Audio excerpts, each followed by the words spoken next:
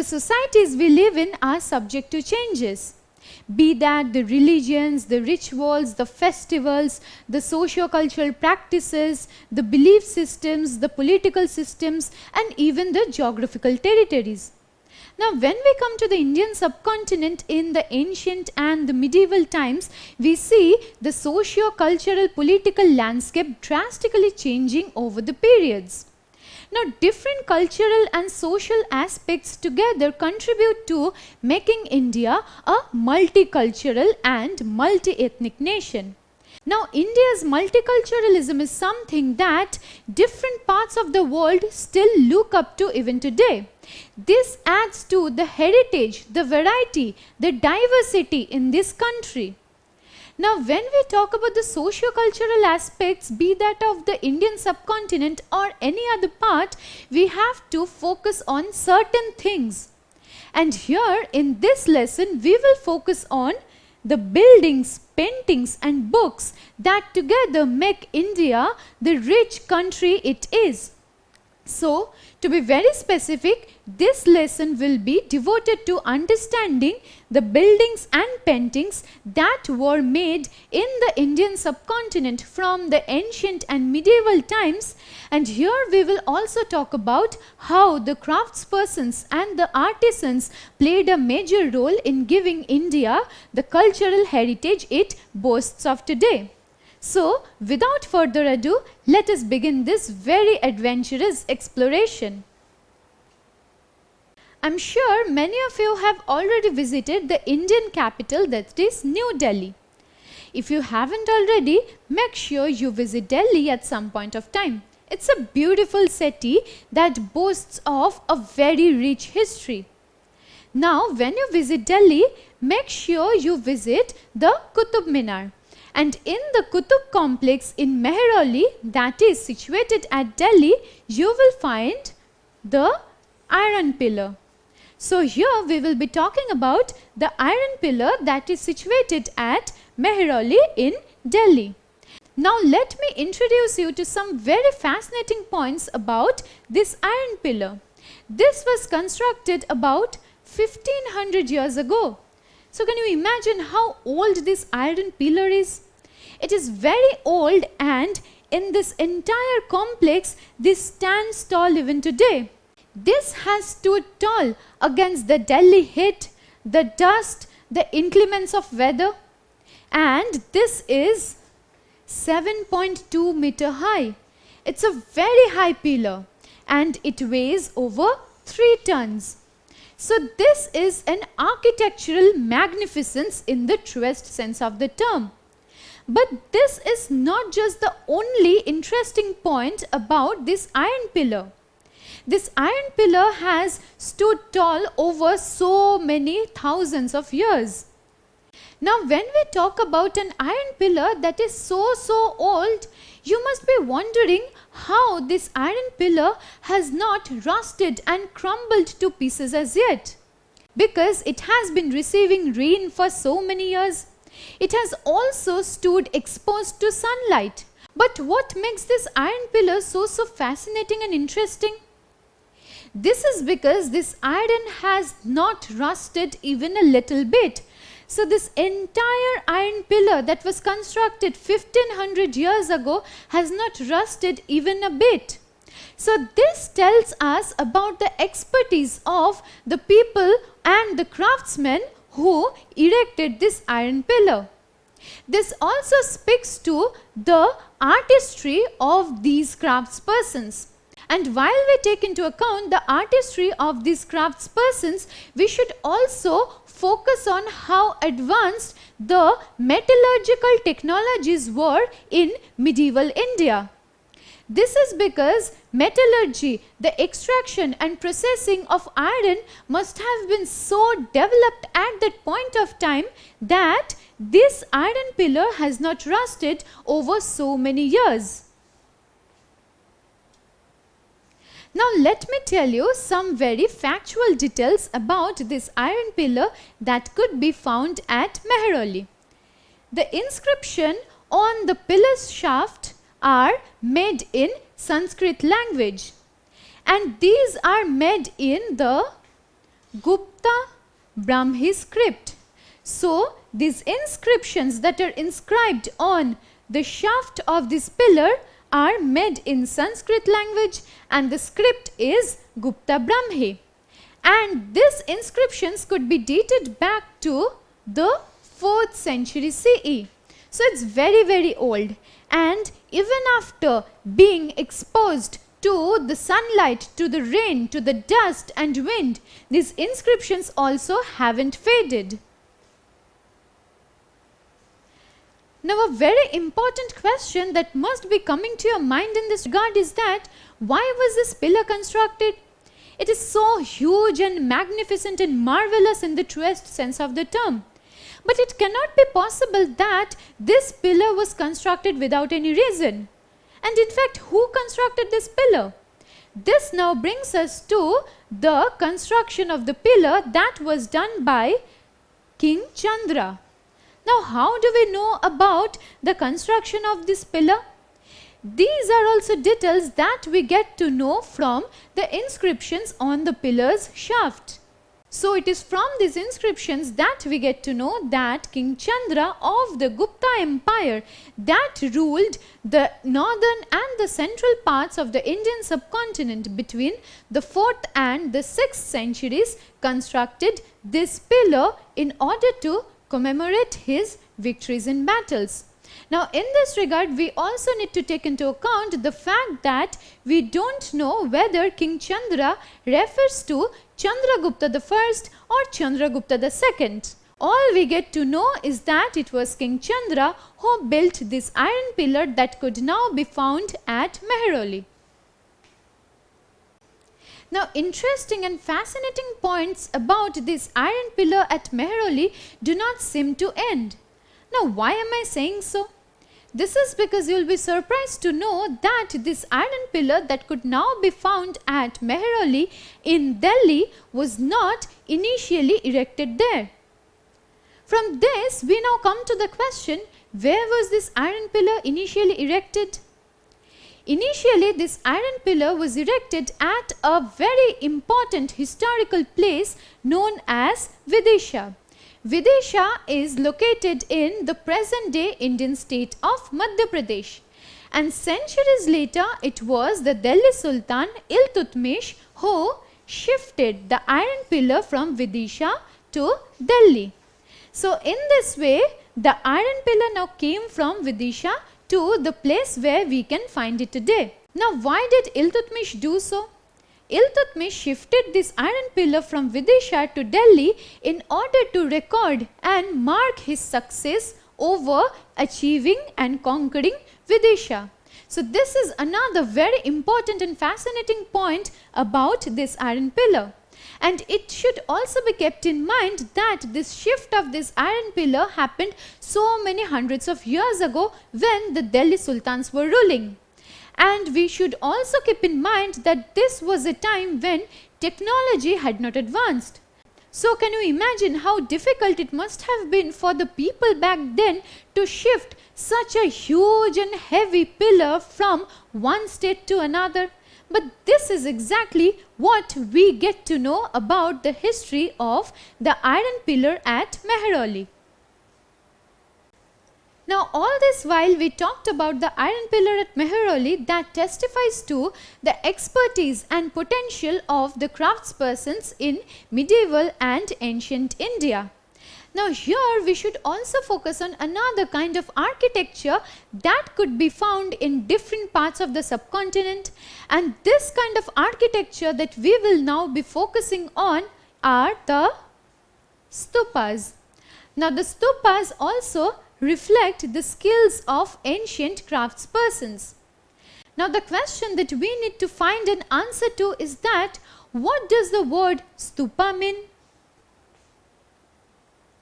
Quite literally, stupas mean mounds. Now in this regard we have to take into account why these stupas were built.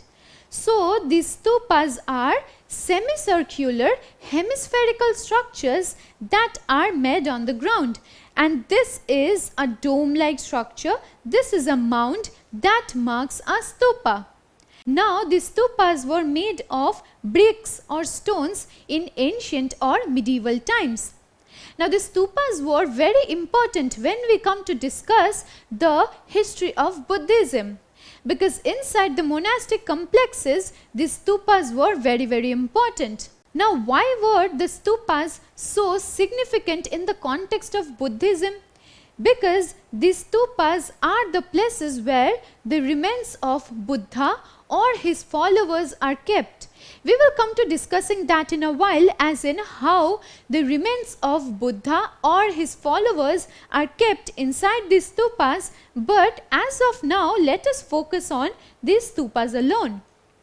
So here we can see a marble like structure on which a stupa is built. So this stupa, as we just mentioned, is a mound, and this is a dome like structure. Now let us find out more about how these stupas are very important to the Buddhists. These stupas have something in the middle of them which is known as a relic casket. So the relic casket is something that is found at the center of a stupa, in which mortal remains like teeth, bones, ashes of Lord Buddha or his followers are kept. And then this relic casket is covered with layers of burnt brick or mud brick. And on top of this, a mound is built. So on the top of the relic casket, this mound is built, and this together symbolizes a place of devotion, a place of worship for the Buddhists, because here they pay respects to Lord Buddha and his followers. So this is a stupa, and the stupas also had pillars or wall-like structures at their entrances.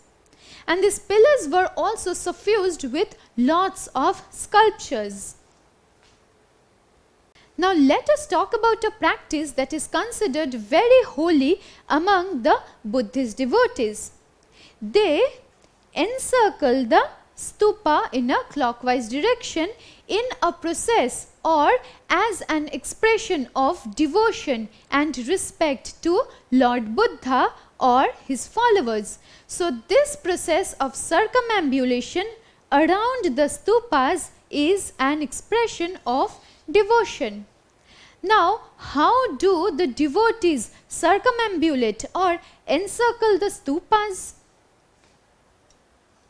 For this reason, something known as a pradakshina patha is built.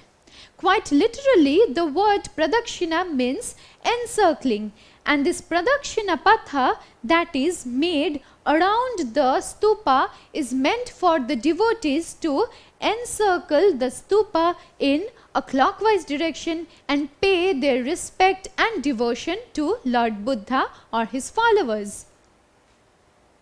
So we talked about how the iron pillar or even stupas that could be found in different parts of the Indian subcontinent testify to the expertise, the adroitness and the mastery of the Indian craftspersons. Now in this regard, let us now focus on something very different. Painted walls and sculptures that could be found on ancient caves that are carved out of rock or on the walls of Hindu temples also testify to the skills of the craftspersons. Now let us focus on this. Can you imagine how difficult it must be to carve something out of this hard stone? But this is exactly what the Indian craftspersons did. They were very skilled and very good at this, which is why they made such fascinating and marvelous Hindu temples and other kinds of architectures in different parts of the subcontinent. So let us now devote our discussion on certain temples that could be found in different parts of the subcontinent, and we will also focus on how these temples were built.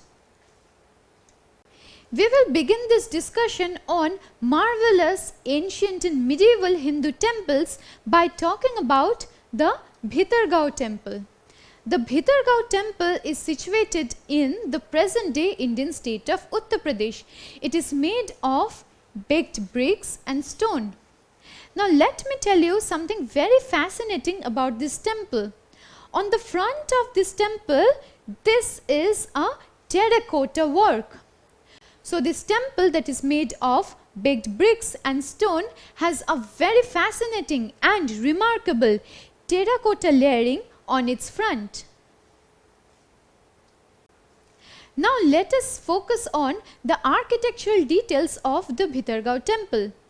Now in this regard, we should keep in mind that these architectural details are not exclusive to the Bhitargaon temple. In fact, most Hindu temples that were made in ancient and medieval India have this similar architectural details.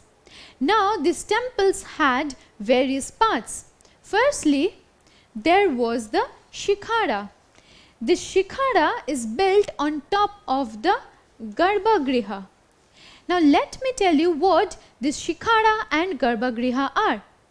Now a temple is a holy place where some deity is worshipped. Now the presiding deity, be that Lord Shiva, Lord Vishnu, Lord Brahma or even Goddess Durga, is kept inside this garbhagriha.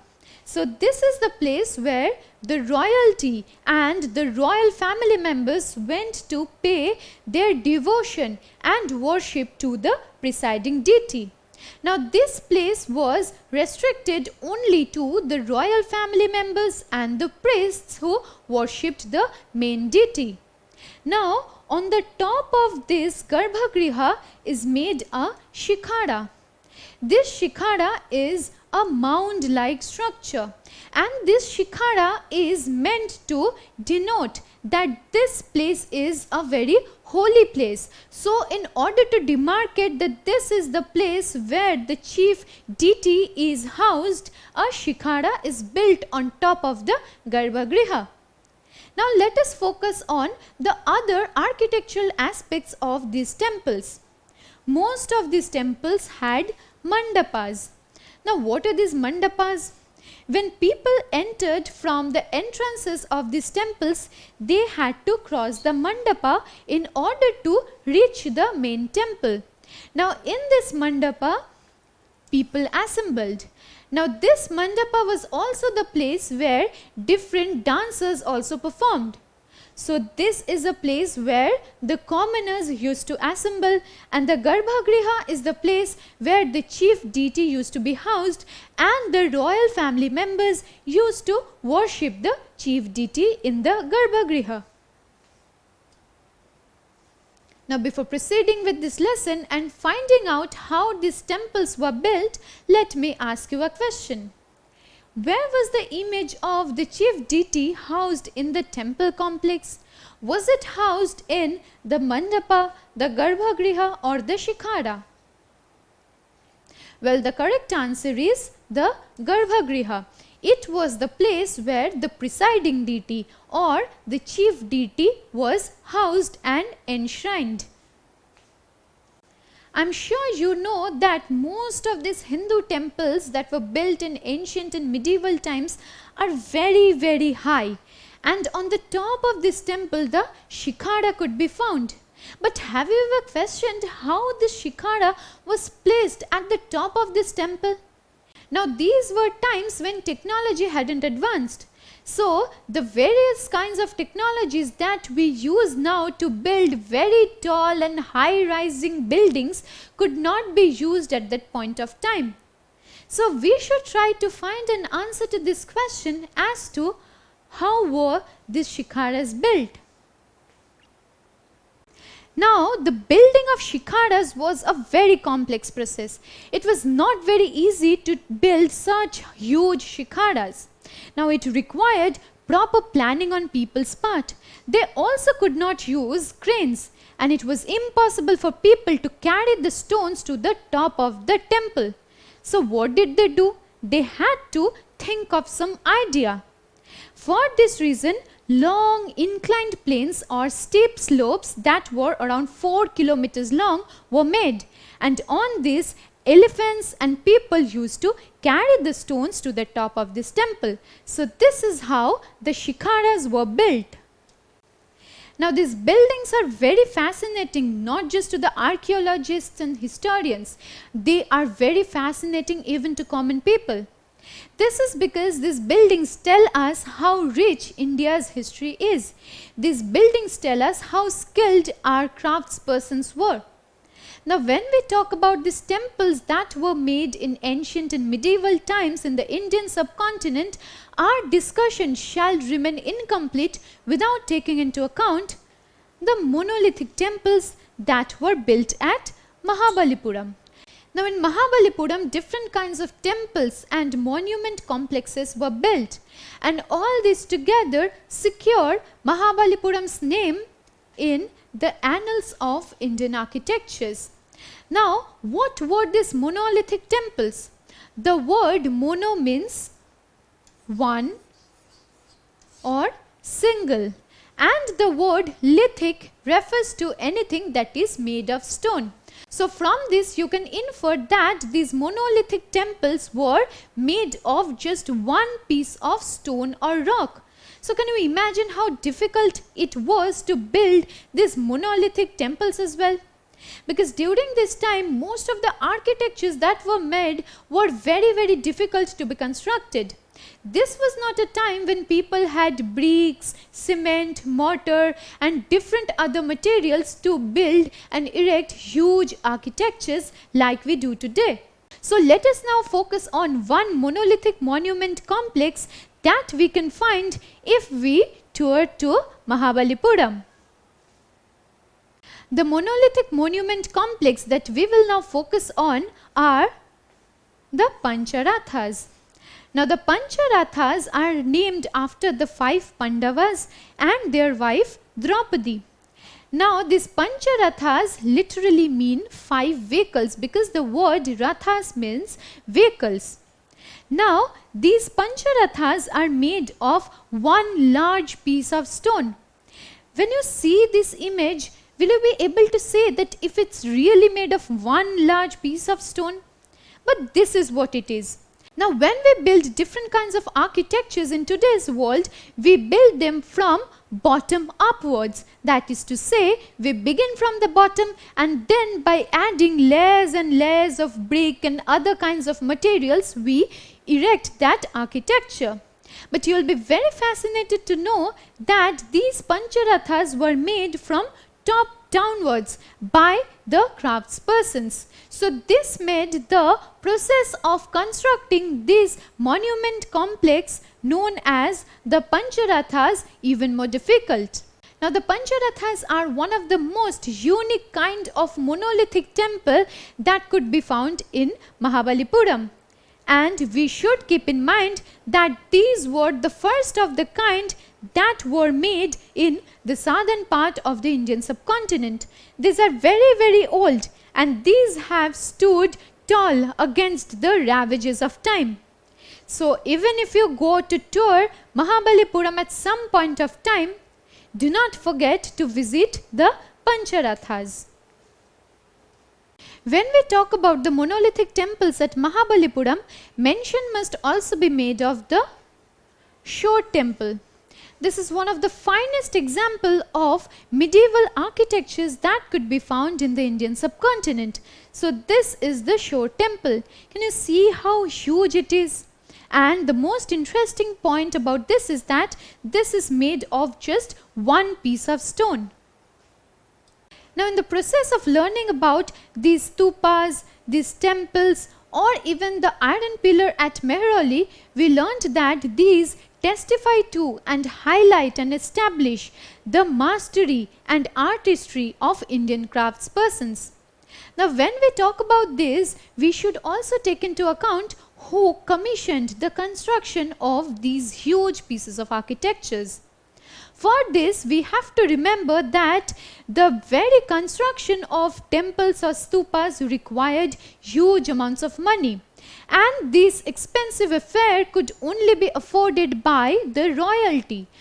So it were only the kings and the queens who could commission the construction of such magnificent pieces of architecture because they could give the amounts, the resources that were required to build this. Now then we also have to take into account how these were built. Most definitely these were not built overnight. Even in today's world, the different buildings that we live in, the different buildings that we study in are not built overnight. Days and months of proper planning can help us build a piece of architecture.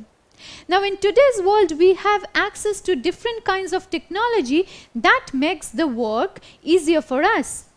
But in ancient and medieval times, people did not have those technological resources. For this reason, days and months and even years of planning were required to make these huge pieces of temples and other architectures. Now people had to think and properly execute those plans. So the most important things that were the prerequisites for the construction of these pieces of architectures were huge amounts of resources, proper planning, time and dedication. All these were required to just lay the foundation of these. And along with this, the craftspersons had to put huge amounts of labor, effort, and this toil helped them build such marvelous pieces of buildings, stupas, monuments and other kinds of architectures. Now while the royalty played a very crucial role in the construction of these temples, the devotees also played some kind of a role in this. Now when the devotees used to come to these temples and stupas, they brought offerings, and these offerings were used for the purpose of decoration of the structures. So what did we learn here? The construction work was undertaken and performed by the royalty, and the offerings that were brought by the devotees were used for the purpose of decoration. Now all this while we have been focusing upon different kinds of architectures that play a very important role in highlighting and establishing the mastery and the skills of Indian craftspersons. But you should definitely note that the mastery and expertise of Indian craftspersons was not restricted to buildings and architectures alone. That is to say, they did not just build all these marvelous pieces of architectures. Their mastery could also be found in many cave paintings. So these cave paintings tell us about the artistry and skills of these craftspersons. Now let us focus on the Ajanta and Ellora caves that could be found in the present day Indian state of Maharashtra. Now the Ajanta and Ellora caves were made thousands of years ago. They are very old and they are made out of the mountains. So it is already a very difficult thing to build these caves alone. And along with that, painters and craftspersons made very beautiful and marvelous cave paintings on the walls of these caves. Now, these cave paintings were drawn in torchlight, because you need to keep in mind the geographical location of the Ajanta and Ellora caves. These are nestled atop the mountains. Inside the caves, sunlight does not reach. Now let me give you an example. Suppose I ask you to draw a scenery. You'll be very eager to do that.